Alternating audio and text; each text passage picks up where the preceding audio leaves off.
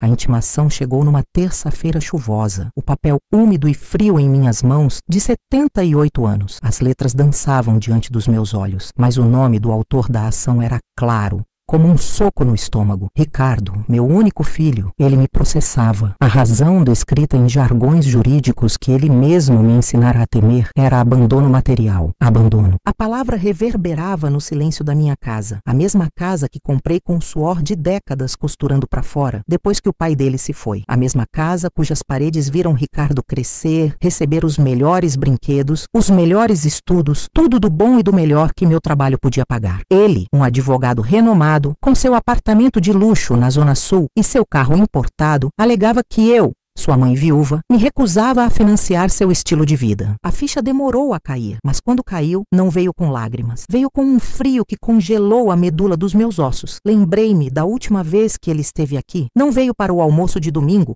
como antigamente. Veio numa quarta, o rosto tenso, cheirando a perfume caro e desespero. Sentou-se no meu sofá de veludo gasto e falou de investimentos de alto risco que não deram certo, de sócios que o passaram para trás. A verdade, eu sabia, era outra. Eram as mesas de pôquer clandestinas, as apostas online, a necessidade doentia de parecer mais rico do que era. Ele pediu o dinheiro da venda de um pequeno terreno que eu guardava para minha velhice. Um valor absurdo. Quando recusei, calmamente, explicando que aquele dinheiro era minha segurança. Seus olhos se tornaram pedaços de gelo. Ele disse que eu era egoísta, que nunca o havia apoiado de verdade. E então, a ameaça velada. A senhora vai se arrepender de me virar as costas, mãe. A lei também serve para proteger os filhos. Naquele dia, ele me fez assinar um documento dizendo que era uma procuração para resolver umas pendências antigas do inventário do pai. Eu, cansada da discussão, assinei. Mal sabia que estava assinando o prefácio da minha própria destruição. Ou melhor, da dele. Mas antes de eu continuar essa história que vocês precisam ouvir, me façam um favor, apertem esse botãozinho de curtir aí embaixo. Vocês sabem como é, né? Uma mulher da minha idade precisa de todo o carinho que conseguir. E se vocês gostam dessas histórias que a vida ensina, se inscrevam no canal. Prometo que sempre terei uma história para contar. E vocês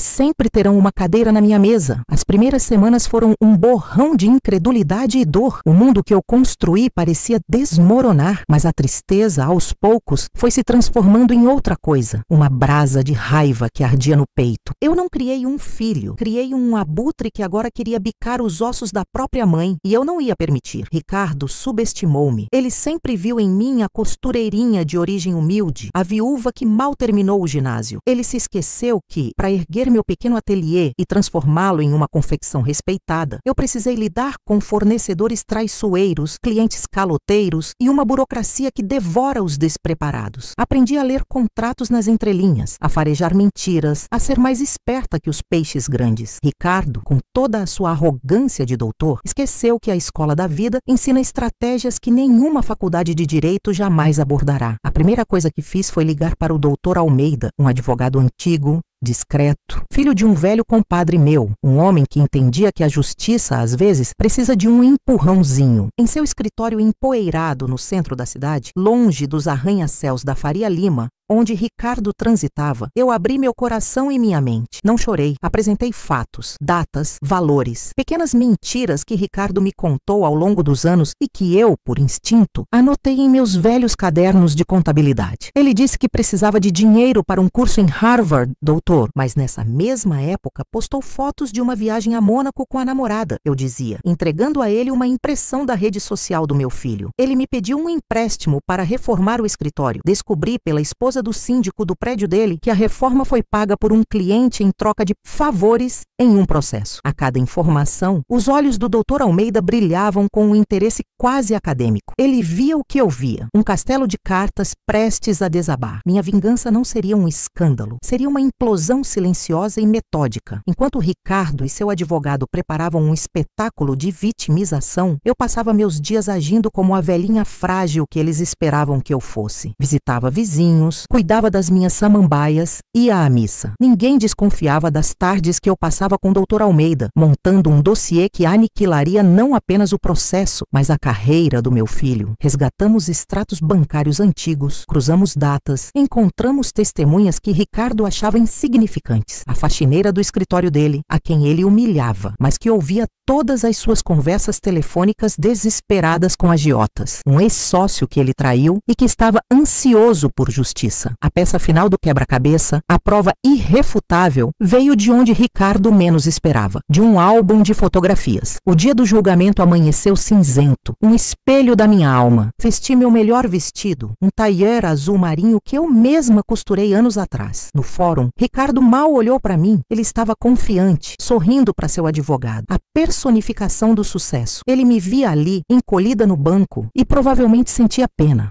e desprezo. O advogado dele começou o show. Pintou-me como uma matriarca avarenta, sentada sobre uma fortuna enquanto o filho dedicado passava por dificuldades. Apresentou o documento que eu assinei, uma confissão de dívida forjada sobre a minha assinatura na procuração. Ele alegava que o documento fora assinado no dia 15 de março em seu escritório, onde eu teria reconhecido verbalmente minha obrigação de ajudá-lo. Ricardo confirmou a história com a voz embargada de falsa emoção. Ele olhou para o juiz, um quadro perfeito de filho injustiçado. Então, foi a vez do Dr. Almeida. Ele não levantou a voz. Ele não fez acusações diretas. Ele apenas começou a fazer perguntas. Perguntou sobre os investimentos e apresentou os comprovantes dos sites de apostas. Perguntou sobre o curso em Harvard e mostrou as faturas do cartão de crédito em Mônaco. A cada documento, o rosto de Ricardo perdia um pouco da cor. A arrogância dava lugar a um nervosismo crescente. O golpe final, no entanto, não foi um extrato bancário. Dr. Almeida se virou para mim e perguntou em voz alta e clara: Dona Isaura, a senhora se lembra onde estava no dia 15 de março deste ano? Eu me levantei, minhas pernas um pouco trêmulas, mas a voz firme. Lembro sim, doutor. Era o aniversário de 5 anos do meu afilhado, o neto da minha vizinha, a dona Elvira. Eu passei a tarde toda lá. Ajudei a servir o bolo. O advogado de Ricardo riu debochado. Uma festa de criança, meritíssimo. Essa é a prova da defesa? Dr. Almeida sorriu. Um sorriso fino, letal. Não, esta é a prova. Ele colocou sobre a mesa do juiz uma fotografia colorida e brilhante. Nela eu estava sorrindo com um chapéu de festa na cabeça, entregando um pedaço de bolo para um menininho. No canto inferior da foto, a câmera digital havia registrado a data e a hora. 15 de março, 16h32. Uma prova simples, popular, irrefutável. A alegação de Ricardo era que eu estava em seu escritório às 15 horas. A festa era do outro lado da cidade. Seria impossível. O silêncio no tribunal era absoluto. O juiz olhou da foto para Ricardo, cujo rosto agora era uma máscara de pânico. A mentira, tão cuidadosamente construída, havia sido desfeita por um detalhe banal, um momento de alegria que eu quase esquecera. O castelo desabou. O juiz não apenas julgou a ação improcedente, como determinou a abertura de uma investigação por fraude processual, falsidade ideológica e estelionato. Viu o mundo do meu filho ruir diante dos meus olhos. Sua licença da OAB seria cassada. Seus clientes o abandonariam. Seus amigos de aparências desapareceriam. Ele estava acabado. Naquela noite, em minha casa silenciosa, eu não sentia a euforia da vitória. Peguei o velho álbum de fotos. Passei as páginas vendo o rosto de Ricardo bebê, menino, adolescente. O garoto sorridente que um dia me trazia flores colhidas no jardim da vizinha. Onde eu errei? A pergunta ecoava enquanto eu olhava para a minha imagem na foto da festinha. Eu havia ganhado no tribunal. Havia protegido meu patrimônio e minha dignidade. Minha vingança fora completa, cirúrgica e devastadora. Mas ao destruir o monstro, eu tive que admitir a verdade amarga. Eu estava irremediavelmente sozinha, com o gosto de cinzas na boca, a mãe que aniquilou o próprio filho. E essa era uma sentença da qual eu jamais poderia recorrer. Fechei o álbum. O cheiro de papel antigo e cola seca era o único perfume na casa. Um fantasma de tempos mais simples, de um mundo que não existia mais. A poeira, visível no facho de luz do poste que entrava pela fresta da cortina da sala, dançava lentamente, como se zombasse da minha imobilidade. O silêncio não era de paz. Era um silêncio de ausência, pesado, denso, que preenchia os espaços antes ocupados pelas risadas, pelas discussões, pela vida. nos dias que se seguiram àquele julgamento. Esse silêncio se tornou meu companheiro mais fiel, meu carcereiro. Eu acordava com ele, sentindo seu peso sobre meu peito. Tomava meu café forte e amargo, sentada à mesa da cozinha, no lugar de sempre, olhando para a cadeira vazia à minha frente, onde Ricardo costumava se sentar nos raros domingos em que aparecia. Sempre com pressa, sempre com um pedido na ponta da língua. A rotina, que antes era meu alicerce, a âncora que me mantinha sã após a morte de meu marido, agora parecia um teatro do absurdo. Eu arrumava para nova cama de casal que ninguém desarrumaria, esticando o lençol com uma precisão militar. Cozinhava para uma, a comida sempre parecendo ter gosto de papelão, de obrigação. A vitória no tribunal, que deveria ser um alívio, um ponto final, era apenas o começo de outra coisa. Uma sentença diferente, proferida não por um juiz, mas por mim mesma. Eu me tornei uma espectadora da ruína que causei, uma viciada em minha própria tragédia. Com as mãos trêmulas, eu ligava o tablet que Ricardo um dia me deu de presente. A ironia era uma ferida que não fechava e lia as notícias. O nome dele estava em toda parte, estampado em manchetes sensacionalistas. Advogado de elite, investigado por fraude. OABSP inicia processo de cassação de licença. As fotos que usavam eram sempre as mesmas. Ele sorrindo, arrogante, em algum evento social, o retrato da soberba. E então vinham os comentários, centenas deles, um esgoto a céu aberto. Bem feito. A justiça tarda, mas não falha. A mãe deve ser uma santa para aguentar um traste desses. Li um que dizia: tomara que apodreça na cadeia, verme. Ninguém sabia da minha mão por trás de tudo. Para o mundo, eu era a pobre mãe idosa. Eles não viam a estrategista, a carrasca, e essa invisibilidade era ao mesmo tempo minha proteção e minha tortura. Eu venci, mas o eco da queda dele ressoava dentro das minhas paredes dia e noite. Uma semana depois do veredito, o telefone fixo tocou. O som estridente, quase esquecido na era dos celulares, cortou o silêncio da casa, fazendo meu coração dar um salto doloroso. Por um instante insano, a esperança tola e maternal de que fosse ele, arrependido, me ocorreu. Mas a voz do outro lado era feminina, suave, hesitante. Era a Cláudia, a ex-noiva dele, a moça doce e inteligente que Ricardo abandonou meses antes do casamento porque, segundo ele, ela não tinha a ambição necessária para ser a esposa de um homem como ele. A verdade que eu soube depois era que ela havia descoberto um rombo nas contas conjuntas que tinham para o apartamento e o confrontou. Dona Isaura, sou eu, a Cláudia. Desculpe ligar assim sem avisar. Eu soube do que aconteceu, está em todo lugar. Sua voz era um misto de pena e eu podia sentir uma ponta de alívio,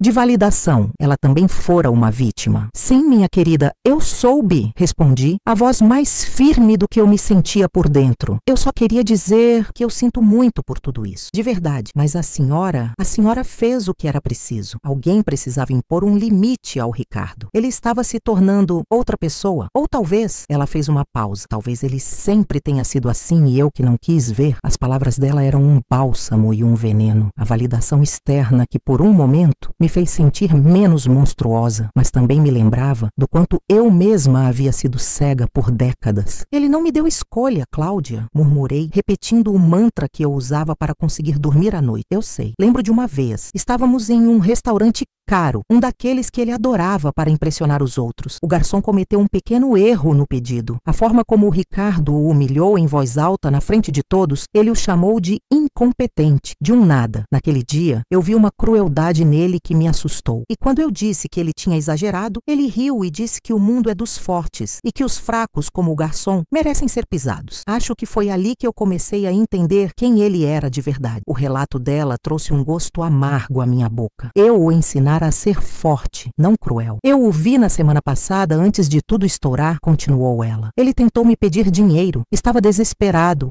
Os olhos vidrados. Falava de um grande investimento em criptomoedas que ia virar o jogo. Era o mesmo discurso de sempre. Ela suspirou. Eu não emprestei, mas agora me pergunto onde ele está. Apesar de tudo, a voz dela morreu. O apesar de tudo ficou flutuando entre nós. Desliguei o telefone e o silêncio da casa pareceu ainda mais pesado. Agora preenchido pela imagem de um Ricardo que eu não via há meses. O Ricardo cruel, o Ricardo desesperado. O animal ferido. A campainha tocou 3 noites depois. Não era o toque suave do carteiro ou o insistente do vendedor de pamonha. Era um toque longo, desesperado, quase um lamento, que se arrastou pela casa e se alojou no meu estômago. Eu sabia quem era. O ar ficou rarefeito, difícil de respirar. Caminhei devagar até a porta. Cada passo um baque surdo no assoalho de madeira que rangia como um osso velho. Olhei pelo olho mágico. Era ele. A figura curvada sob a luz amarela e fraca da varanda mal lembrava o homem das colunas sociais. O terno de linho italiano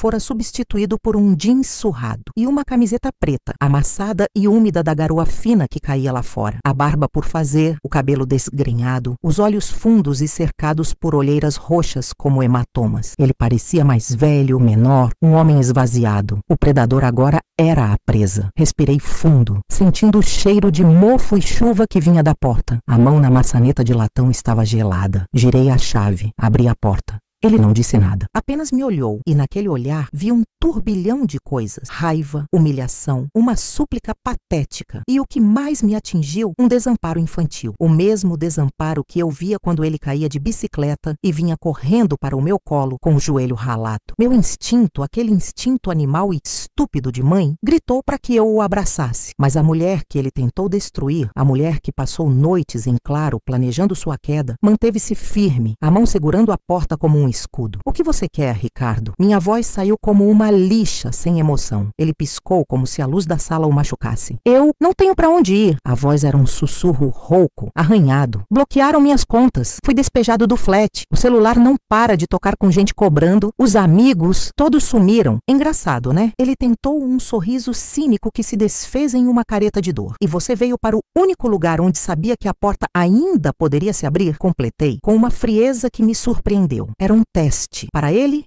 e para mim. Um brilho de sua antiga arrogância ressurgiu nos olhos injetados. Você me deve isso? Você fez isso comigo? Você me destruiu? Acabou com a minha vida! A voz dele subiu de tom, trêmula de fúria e autocomiseração. Por quê? Por causa de dinheiro? De um apartamento? Era isso que a sua vingancinha valia? A vida do seu único filho? A acusação era tão absurda, tão infantilmente cega à própria culpa, que uma risada seca, sem humor, escapou dos meus lábios. Dinheiro? Ricardo, você realmente acha que isso foi por dinheiro? Isso nunca foi sobre o patrimônio. Foi sobre você ter pego cada tijolo que eu e seu pai assentamos com suor e sacrifício e ter tentado vendê-los para comprar carros e relógios. Foi sobre a quebra de cada promessa, a profanação de cada noite que passei em claro, costurando para fora para pagar sua faculdade de direito, a melhor da cidade. Você pegou o amor que eu te dei e o transformou em uma petição judicial. Você forjou a minha assinatura em documentos, a assinatura da sua própria mãe. Você pagou vizinhos para mentirem, para me pintarem como uma velha senil e avarenta. Você não me processou por dinheiro. Você tentou me executar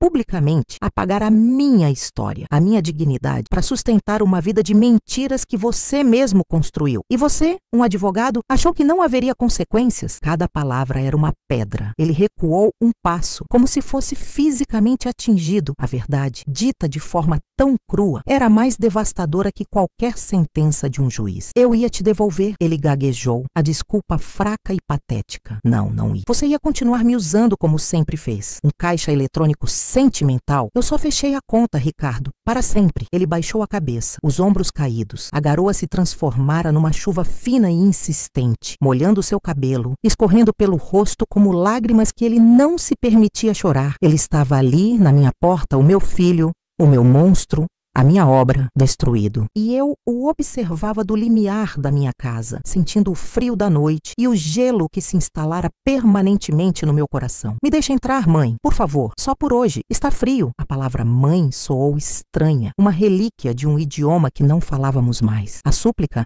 era genuína, a de um homem no fundo do poço. E ali estava a minha encruzilhada final, o último teste da minha resolução. Eu poderia ser a mãe, aquela figura mitológica do perdão incondicional. Acolher o filho pródigo, dar-lhe um banho quente, uma sopa e uma cama limpa. E com isso, eu invalidaria toda a minha dor, toda a justiça que eu lutei para conseguir. Eu estaria ensinando a ele, mais uma vez, que não há consequências reais para seus atos, que o meu amor era um porto seguro garantido, mesmo para a mais vil das traições. Ou eu poderia ser Isaura, a mulher que ele ajudou a criar com sua ganância e desprezo, a sobrevivente. Fui para dentro por um instante, sem fechar a porta. Fui até o meu quarto e voltei com a minha bolsa. Abri o zíper e tirei de dentro um maço de notas de 100 R$100. O dinheiro que eu guardava para emergências. Não contei. Apenas peguei um bolo que parecia suficiente para aplacar a minha consciência, se é que ela ainda existia. Voltei à porta e estendi a mão para ele. Pegue, para um hotel simples para comida, o suficiente para alguns dias. Depois disso,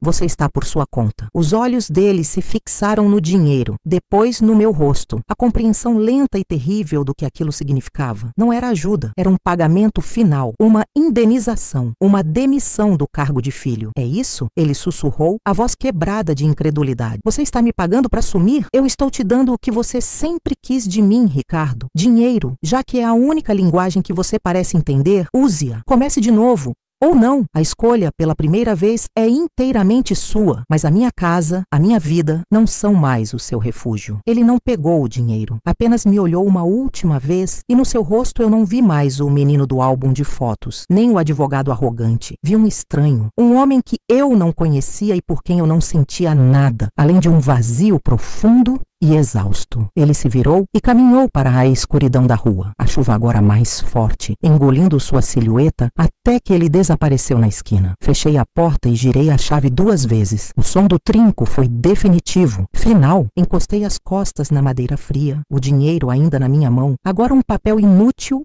e sujo. Eu não o joguei fora, apenas o coloquei sobre a mesinha de centro, um monumento à minha vitória amarga. O monstro havia sido expulso, a casa estava segura, meu patrimônio, minha dignidade, intactos. Mas o silêncio que retornou não era mais apenas pesado, era absoluto. Era o som da solidão que eu escolhi, a pena perpétua que eu mesma me impus. A mãe que aniquilou o próprio filho para poder sobreviver. E não havia tribunal na terra ao qual eu pudesse recorrer dessa sentença. Os dias que se seguiram àquela noite de chuva foram como um longo e ininterrupto crepúsculo. A casa, antes meu santuário, agora era um mausoléu. Cada objeto, cada canto, guardava o fantasma de uma vida que eu mesma havia executado. O dinheiro que Ricardo tentou me devolver continuava na mesinha de centro, intocado, juntando uma fina camada de poeira. Eu não o limpava, era um lembrete, uma cicatriz visível da guerra que travei e venci. A vitória, no entanto, não tinha sabor, tinha o gosto de cinzas na boca. O silêncio era meu companheiro constante, um juiz que nunca deixava o tribunal. E nesse silêncio, minha mente voltava incansavelmente para o início do fim, para o dia em que a traição deixou de ser uma suspeita dolorosa e se materializou em papel timbrado. Eu me lembro do oficial de justiça na minha porta, um homem jovem com um olhar de pena que me entregou o envelope pardo como se me entregasse uma sentença de morte. Minhas mãos, já manchadas pela idade, tremeram ao ler as palavras. Ação de obrigação de fazer com pedido de tutela de urgência. O nome de Ricardo, meu Ricardo como autor da ação. O meu nome, Isaura como ré. Ele me processava, alegava abandono material, dizia que minha recusa em financiar seu padrão de vida compatível o estava levando à ruína. Pedia que a justiça me obrigasse a pagar suas dívidas de jogo, o aluguel do seu apartamento de luxo, a prestação do carro importado. Ele me acusava de ser uma mãe avarenta e cruel, que acumulava fortuna enquanto o próprio filho passava por severas dificuldades. Naquele momento, o chão desapareceu. O ar ficou rarefeito. Sentei-me no meu sofá, o mesmo onde ele se sentou tantas vezes para me pedir dinheiro, com promessas vazias, e chorei. Chorei não pela ameaça ao meu patrimônio, que construí com o suor de uma vida inteira, trabalhando de sol a sol desde que fiquei viúva. Chorei pela profanação da memória do menino que eu criei, do jovem para quem paguei a melhor faculdade de direito, sonhando que ele seria um homem de justiça. Aquele processo não era sobre dinheiro, era a aniquilação de todo o amor, de todo o sacrifício. Era a prova final de que, para Ricardo, eu não era uma mãe, eu era um caixa eletrônico. A dor durou 3 dias. 3 dias em que mal comi, mal dormi, afogada em café amargo e lembranças amargas. No 4º dia, eu acordei diferente. A tristeza havia secado e, no seu lugar, algo frio e duro como aço havia se formado no meu peito. A vítima havia morrido durante a noite e, em seu lugar, nasceu a estrategista. Ricardo era advogado. Ele conhecia as brechas, as artimanhas. Ele contava com a minha fragilidade de senhora, com a minha ignorância ignorância jurídica. Ele pensou que eu contrataria um advogado qualquer, que choraria no tribunal e que um juiz conduído me obrigaria a ceder. Ele me subestimou. Foi seu primeiro erro e seria o último. Lembrei-me de um nome, um sussurro do passado. Dr. Almeida, um velho advogado que meu falecido marido admirava. Um homem conhecido por sua discrição e por sua mente afiada, quase impiedosa. Encontrei seu número em uma agenda antiga, a tinta já desbotada. Marquei uma reunião. Seu escritório era pequeno, em um prédio antigo no centro da cidade, longe dos arranha-céus envidraçados, onde Ricardo e seus colegas celebravam suas vitórias. Dr. Almeida me ouviu em silêncio, seus olhos pequenos e penetrantes, fixos nos meus, sem demonstrar surpresa ou pena. Ele apenas folheava a cópia do processo que eu levei. Quando terminei meu relato, ele se recostou na cadeira de couro gasta. Dona Isaura, ele disse, a voz grave e calma, seu filho é um tolo arrogante. Ele apresentou documentos que parecem legítimos, extratos bancários maquiados, testemunhas que provavelmente foram compradas. Ele está pintando um quadro de si mesmo como um empreendedor injustiçado e da senhora como uma mão de vaca sovina. Para vencermos, não basta negar. Precisamos destruir a credibilidade dele completamente. A senhora está preparada para isso? Eu o encarei, a frieza no meu peito se espalhando por cada veia. Doutor, respondi, eu quero que ele perca tudo, não o dinheiro. Quero que ele perca o nome, a reputação, a licença da ordem. Quero que, ao final disso, ninguém nesta cidade confie nele para defender nem mesmo um gato de rua. Quero que ele olhe no espelho e veja o monstro que se tornou. Um brilho quase imperceptível passou pelos olhos do Dr. Almeida. Ele assentiu lentamente. Entendido? Então vamos ao trabalho. Começou ali a minha vingança silenciosa. Sob a orientação de Almeida, transformei minha vida em uma operação de inteligência. Reuni cada extrato bancário dos últimos 10 anos, cada comprovante de transferência que fiz para Ricardo. Eram centenas. Cada um deles era uma prova do meu suporte incondicional. Mas isso era apenas a defesa. Eu precisava do ataque. Comecei a usar a minha idade, a minha aparente fragilidade, como um disfarce. Liguei para antigas amigas, mães dos colegas de Ricardo com a voz embargada, contando uma versão cuidadosamente editada da história, a da mãe preocupada com os maus investimentos do filho. Elas, cheias de compaixão, me contavam sobre as noitadas de Ricardo em mesas de pôquer clandestinas, sobre as viagens extravagantes, sobre a namorada modelo que ostentava presentes caríssimos. Cada fofoca, cada detalhe era anotado. Contratei, por indicação de Almeida, um investigador particular, um ex-policial discreto e eficiente. Ele seguiu Ricardo. As fotos que ele me trouxe eram a materialização da vida dupla do meu filho. O advogado sério durante o dia se transformava em um jogador compulsivo à noite. As dívidas não eram de investimentos ruins, mas de apostas perdidas para agiotas perigosos. O investigador também descobriu as testemunhas de Ricardo, um sócio em um negócio de fachada e um amigo que devia dinheiro a ele. Ambos haviam recebido promessas de pagamento para mentir no tribunal. Mas a peça-chave, a arma que destruiria Ricardo, eu a encontrei sozinha, em uma caixa de velhas recordações. Era uma caneta tinteiro de prata, que dei a ele em sua formatura. Na tampa, mandei gravar suas iniciais, RAS, com a minha caligrafia. Ricardo era vaidoso. Ele assinava apenas documentos importantes com aquela caneta. Era sua marca, seu símbolo de status. Ao analisar as cópias dos contratos de investimento fraudulentos que ele apresentou no processo, notei algo. A assinatura era a dele, sem dúvida, mas a tinta era de uma esferográfica comum, barata, uma inconsistência pequena, quase tola. Mas eu conhecia meu filho. Ele jamais assinaria um documento que lhe renderia supostamente milhões com uma caneta qualquer. Aqueles documentos haviam sido forjados às pressas, e eu tinha a prova. Uma foto nossa, no dia da formatura, onde eu entregava a ele a caixa com a caneta. E dezenas de outros documentos antigos, cartões de aniversário, contratos legítimos, todos assinados com a inconfundível tinta preta daquela caneta. Era a minha bala de prata. O dia do julgamento chegou. Eu vesti um tailleur bege, simples, discreto. Usei pouco mais que um batom claro. Parecia uma avó indo à missa de domingo. Ricardo estava do outro lado, imponente em seu terno italiano, o cabelo impecavelmente penteado. Ele me lançou um olhar de desprezo, misturado a uma ponta de irritação, como se minha presença ali fosse um incômodo, um atraso para a sua vitória inevitável. Seu advogado começou. Chamou as testemunhas que mentiram com a convicção dos desesperados. Apresentou os documentos falsos, falando sobre a minha ganância desumana humana. Eu permaneci em silêncio, a cabeça levemente baixa, as mãos cruzadas no colo, encenando a perfeita imagem da velhice humilhada. Eu podia sentir o olhar de pena do juiz. Ricardo sorria confiante. Então, foi a nossa vez. Dr. Almeida se levantou. Ele não foi dramático, foi cirúrgico. Primeiro, apresentou os extratos bancários, um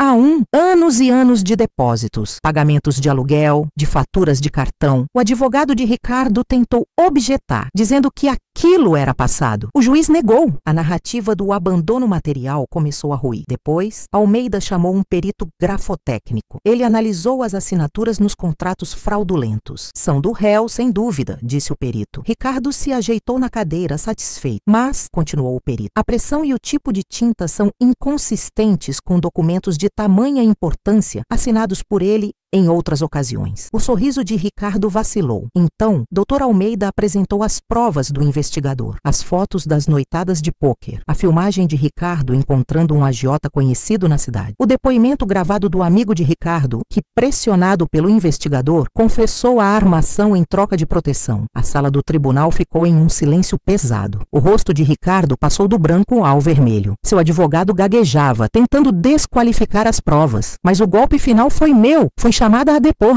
Com a voz calma, contei sobre a caneta. Descrevi o presente, o orgulho que senti naquele dia. Dr. Almeida apresentou a foto da formatura e os documentos antigos que eu guardara. Meritíssimo, disse Almeida virando-se para o juiz. O autor alega que estes contratos são a prova de investimentos que deram errado e que ele precisa da ajuda da mãe para se reerguer. Nós alegamos que estes contratos sequer existem. São papéis forjados, criados para este processo. E a prova está na vaidade do autor. Um homem como Ricardo, que se orgulha de seu status, jamais assinaria os documentos mais importantes de sua vida profissional com uma caneta barata. Ele usaria esta. Almeida colocou a foto da caneta no projetor. As iniciais RAS brilhavam. Peço que o autor apresente a caneta tinteiro que ganhou de sua mãe, o símbolo de todo o investimento e amor que ela depositou nele. Se ele a tiver e se a tinta for a mesma dos contratos, retiraremos todas as nossas acusações. O silêncio foi absoluto. Todos os olhos se viraram para Ricardo. Ele engoliu em seco, o suor brotava em sua testa. Ele não tinha a caneta. Eu sabia que ele a havia penhorado meses atrás para pagar uma dívida de jogo. Eu tinha o recibo da casa de penhores, a última peça do meu quebra-cabeça, guardada no bolso. Ele estava encurralado. Sua arrogância se desfez, revelando o menino apavorado por baixo do terno caro. Ele olhou para mim e, pela primeira vez, vi pânico em seus olhos, pânico e ódio. Ele não disse nada. O silêncio dele foi a confissão. O juiz não precisou de mais nada. O caso foi encerrado. Não apenas a ação dele foi julgada improcedente, como o juiz determinou a abertura de uma investigação por fraude processual, falsidade ideológica e falso testemunho. A notícia se espalhou como fogo. No dia seguinte, a foto de Ricardo estava em todos os portais de notícias locais. O advogado promissor que tentou extorquir a própria mãe idosa. Sua carreira acabou ali. A Ordem dos Advogados suspendeu sua licença. Seus amigos se afastaram. Os credores que antes temiam seu nome, agora o caçavam sem piedade. Eu venci. Venci de forma tão completa, tão devastadora, que não sobrou nada do homem que meu filho um dia foi ou fingiu ser. E foi essa vitória que me trouxe àquela noite de chuva, quando ele veio, derrotado, me oferecer um dinheiro que não era dele, em uma última e patética tentativa de comprar um perdão que não existia mais. E agora, nesta casa silenciosa, eu olho para as notas empoeiradas sobre a mesa, o preço da minha paz, o preço da minha segurança. Eu expulsei o monstro, mas para fazer isso, tive que me tornar um também. Tive que usar as mesmas armas que ele, a frieza, o cálculo, a falta de misericórdia. Tive que matar dentro de mim a mãe que um dia o amou mais que a própria vida. E essa, eu sei, é uma sentença da qual não há apelação. A casa está segura, meu patrimônio está intacto, mas minha alma está vazia. Eu sobrevivi, mas não sei mais pelo quê. A solidão é o eco da minha vitória, um eco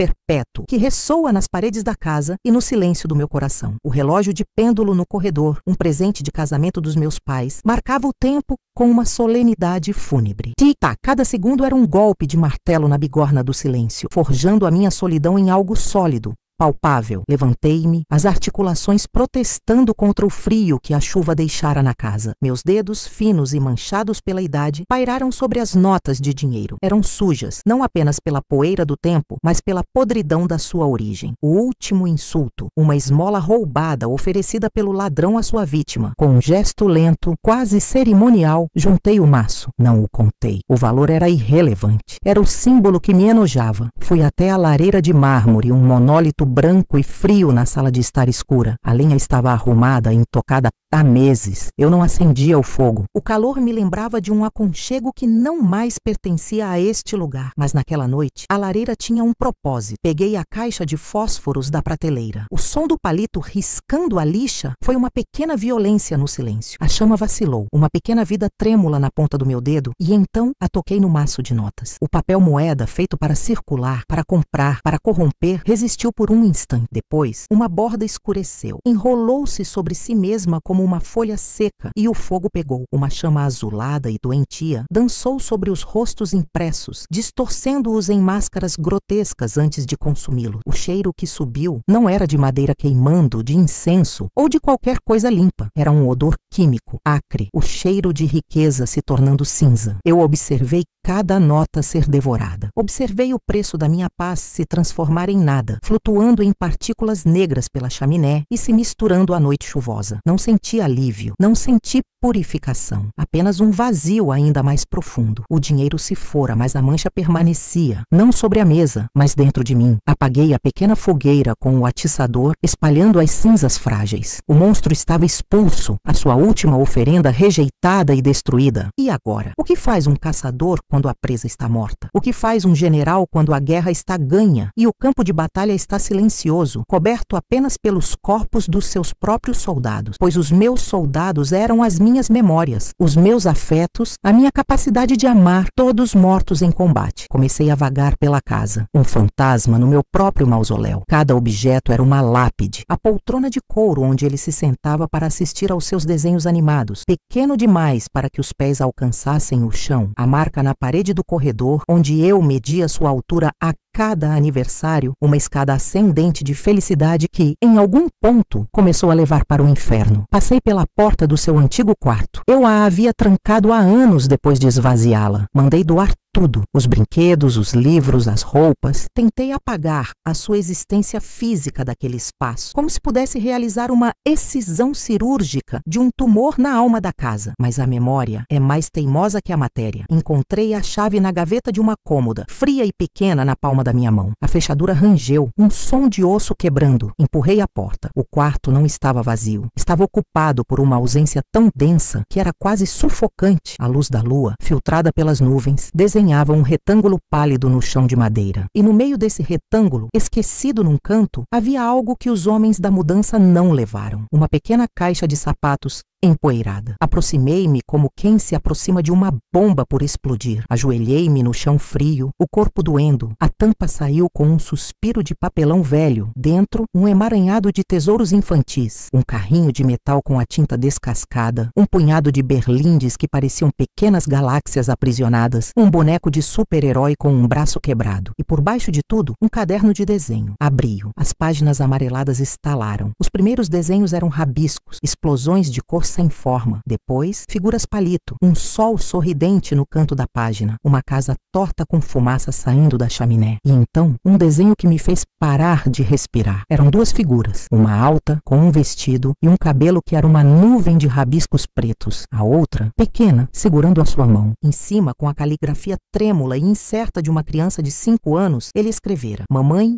e eu, para sempre, para sempre. A palavra ecoou na minha cabeça. Uma promessa infantil, feita numa era de inocência tão distante que parecia pertencer a outra vida, a outra mulher. A mulher daquele desenho sorria. Eu não me lembrava da última vez que sorrira. A mulher daquele desenho era a minha protetora, o meu porto seguro. A mulher que eu me tornara era a sua destruidora. Fechei o caderno com força, o som seco cortando o silêncio. O pó levantou-se, dançando no feixe de luar, e por um momento pareceu-me ver o fantasma fantasma de um menino sentado no chão, olhando para mim com olhos confusos, perguntando o que eu tinha feito com a sua mãe. Empurrei a caixa para o fundo do armário, para a escuridão, e tranquei a porta outra vez. Mas não se pode trancar uma memória. Ela agora estava solta na casa, caminhando ao meu lado. O menino do desenho. O menino que eu embalei no colo durante noites de febre, a quem contei histórias até adormecer, cujo cheiro de infância eu inalava como se fosse o ar mais puro do mundo. Onde ele se perdeu? Quando foi que o menino que desenhou o para sempre começou a se transformar no homem que via o para sempre como uma conta bancária a ser esvaziada? Tentei encontrar o ponto de viragem. Foi na adolescência, com as más companhias, o primeiro trago, a primeira mentira sobre onde esteve foi na faculdade, quando a ambição começou a azedar e a transformar-se em ganância, quando ele olhava para os colegas não como amigos, mas como degraus. Ou foi antes? Fui eu com a minha devoção cega, que o protegi demais das consequências. Fui eu que lhe dei tudo, que lhe ensinei que o mundo lhe devia algo, em vez de lhe ensinar que ele devia algo ao mundo. As perguntas eram um veneno lento. Não havia respostas, apenas mais dor. A minha vingança, que me parecera tão justa, tão necessária, agora revelava a sua verdadeira face. Não fora uma batalha contra um monstro, fora uma guerra civil, eu contra uma parte de mim, a mãe que eu era contra a mulher que precisava de sobreviver. E na guerra civil não há vencedores, apenas um território devastado. Os dias que se seguiram foram uma longa e monótona planície de tempo. Eu acordava, tomava café, lia o jornal sem absorver uma única palavra e olhava pela janela para o jardim bem cuidado. O jardineiro vinha às terças, a faxineira às quintas. Eram as únicas vozes humanas que eu ouvia e as nossas conversas eram sobre o tempo e a saúde das rosas. Eles olhavam para mim com uma mistura de respeito e pena. A viúva rica, solitária na sua mansão. Se eles soubessem que a minha viuvez não era de um marido, mas de um filho, e que eu mesma assinara o atestado de óbito da nossa relação. Uma tarde, o telefone tocou. O som era tão estranho, tão invasivo, que me sobressaltei. Deixei tocar várias vezes, o coração a martelar. Quem poderia ser? Um advogado com mais papelada? Um dos abutres que ele chamava de amigos a tentar a sua sorte? Finalmente atendi, a voz a sair-me como um rangido de porta enferrujada. Alô, Helena? Sou eu, Lúcia. Lúcia, uma amiga de uma vida inteira. Uma vida que parecia agora pertencer a outra pessoa. A sua voz era quente, normal, um artefacto de um mundo que eu abandonara. Lúcia, como estás? Eu estou bem. A questão é, como estás tu? Ninguém te vê há meses. Estás bem? Aconteceu alguma coisa? Aconteceu alguma coisa. Que pergunta monumental! Aconteceu tudo! Aconteceu o fim do mundo! O meu mundo! Estou bem, Lúcia. Apenas a precisar de um pouco de sossego. Sossego? Helena, tu vives em sossego há anos. Isto é outra coisa. Parece que te enterraste viva nessa casa. Vamos almoçar na próxima semana, naquele nosso restaurante italiano. Vai te fazer bem ir a um restaurante, sentar-me a uma mesa, rodeada de pessoas a rir, a conversar, usar a máscara da normalidade. Falar sobre o quê? Sobre o tempo? Sobre a saúde das minhas rosas? Como poderia eu sentar-me à frente dela, a mulher cujos filhos vinham visitá-la todos os domingos, cujos netos corriam pelo seu jardim, e fingir que a minha vida não era uma cratera fumegante? Agradeço, Lúcia, mas não me apetece. Não te apetece? Helena, estou preocupada. O que se passa com o teu filho? Ninguém o vê também. Vocês zangaram-se? A sua pergunta era inocente, nascida da amizade. Para mim, foi como um golpe físico. Fechei os olhos. O meu filho, comecei, a voz fria, controlada, a voz da mulher que se tornara um monstro. O meu filho seguiu o seu caminho, e eu segui o meu. Houve um silêncio do outro lado da linha. Lúcia conhecia-me o suficiente para sentir o gelo na minha voz. Ela conhecia a mãe leoa, a mulher que defenderia a sua cria de tudo e de todos. Aquela mulher já não existia. Helena, se precisares de alguma coisa, eu não preciso de nada. Tenho tudo o que preciso. Obrigada por ligares. Desliguei antes que ela pudesse dizer mais alguma coisa. Coloquei o telefone no gancho com uma mão trêmula. Eu tinha cortado mais um laço. Um a um, eu estava a cortar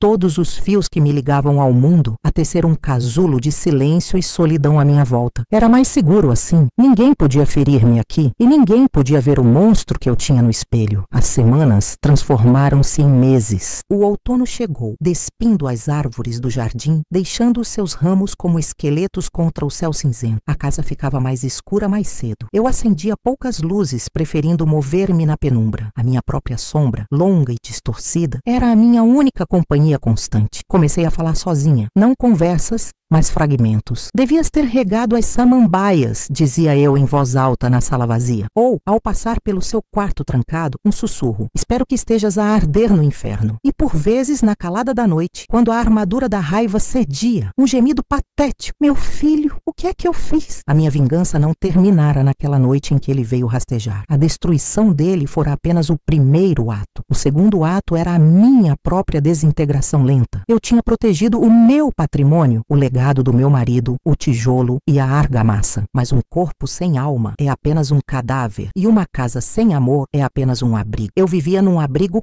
caro, assombrado não por fantasmas, mas pela ausência de vida. Uma manhã, o carteiro deixou uma carta que não era uma conta nem uma revista. O envelope era oficial, de um cartório de outra cidade, um lugar de que eu nunca ouvira falar. As minhas mãos não tremeram quando o abri. Eu estava para além do medo. Estava num lugar de apatia gelada. A carta era curta, a linguagem impessoal e burocrática. Informava-me, como parente mais próximo registrado num qualquer documento antigo, que os bens de um indivíduo, o meu filho, tinham sido recolhidos das suas instalações após a sua cessação de aluguer. A lista de bens era curta. Algumas peças de roupa, um telemóvel velho e um livro. Eu poderia reclamá-los no prazo de 30 dias. Não havia menção de onde ele estava, do que lhe acontecera, apenas que ele deixara para trás os últimos vestígios da sua existência num quarto de hotel barato. A cessação de aluguer podia significar qualquer coisa. Podia significar que ele fora despejado. Podia significar que ele fora preso. Ou podia significar que ele estava morto. Mas eu sabia, naquele silêncio administrativo, naquela linguagem cuidadosamente neutra, eu li a verdade. A minha vitória era absoluta. Eu não o tinha apenas derrotado, eu o tinha apagado. Ele, que um dia teve o mundo aos seus pés, terminara os seus dias num lugar anônimo, com nada que valesse a pena ser listado, exceto lixo. Dobrei a carta e coloquei-a sobre a mesa da cozinha. Sentei-me e olhei para ela. Esperei sentir alguma coisa. Alívio, tristeza, arrependimento. Não senti nada. O poço estava seco. A mãe que teria chorado, que teria entrado em pânico, que teria movido o céu e a terra para descobrir o que acontecera ao seu menino, essa mãe estava morta e enterrada sob camadas de ressentimento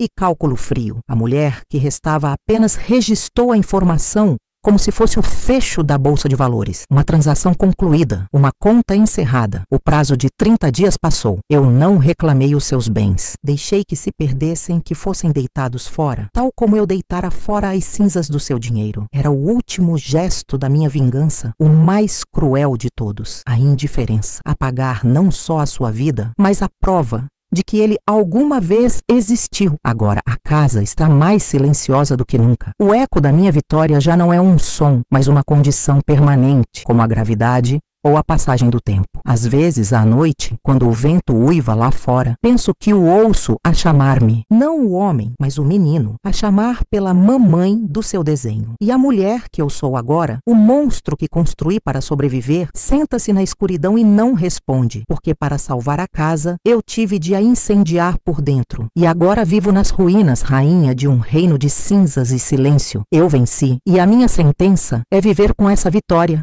para sempre. E assim termina mais uma história que a vida me ensinou. Nem sempre o final é o que esperamos, nem sempre a justiça tem o gosto doce que imaginamos. Às vezes, ela é amarga como café sem açúcar. Mas é assim que a vida é, meus queridos. Complicada, real e sempre nos ensinando alguma coisa. Se vocês gostaram dessa história, deixem nos comentários o que acharam. E não se esqueçam, se inscrevam no canal e ativem o sininho. Uma mulher da minha idade tem muitas histórias guardadas. E vocês merecem ouvir todas elas. Até a próxima e que Deus os abençoe.